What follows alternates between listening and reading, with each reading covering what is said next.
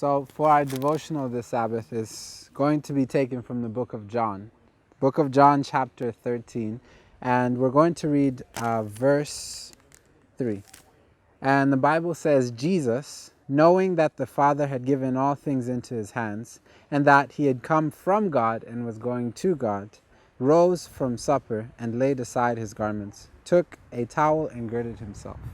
So Jesus rises, but before he rises, there were certain things he knew. And one thing I would like to do is just contrast his situation to what he knew.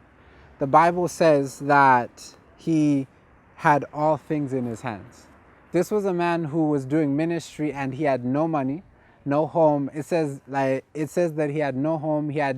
His friends had actually left him. His family had left him, and many people had left him. He looked as if he had nothing. He had no car, nothing in his bank account, not even the crumbs on his table were actually promised for the next day. He had nothing, yet the Bible says he has all things. So for me, I learned something from the life of Jesus. My present situation and what I literally have, even if I have no money, I have nothing, no things to call my own, no home, no possessions. It doesn't mean anything because I still have all things, because God owns all things. Even if I look like I have nothing in my life. But we continue, and the Bible says that he had come from God. Literally, he had come from a barn. He was born and raised in a barn, grew up in the ghetto of Nazareth, and it seems as if he grew up from a very bad place, and people even said, "Weren't you the one born of adultery?" Everybody thought his starting point was very bad. But the Bible says that he knew that he had come from God. So that tells me that my past does not define me. My past does not define who I am. I am defined by who God says I am. Because the Bible says he came from God. But if he were to look at his situation, he came from nothingness. Yet coming from nothingness, he remembered that he had come from his Father. And not only that, but it adds one last thing. It says he was going to God.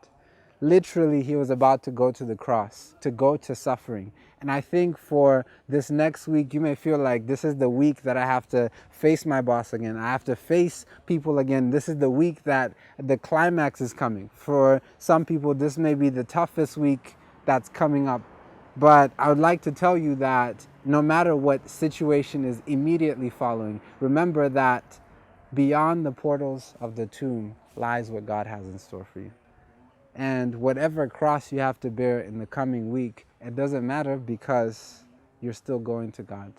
You're still going to a city whose builder and maker is God.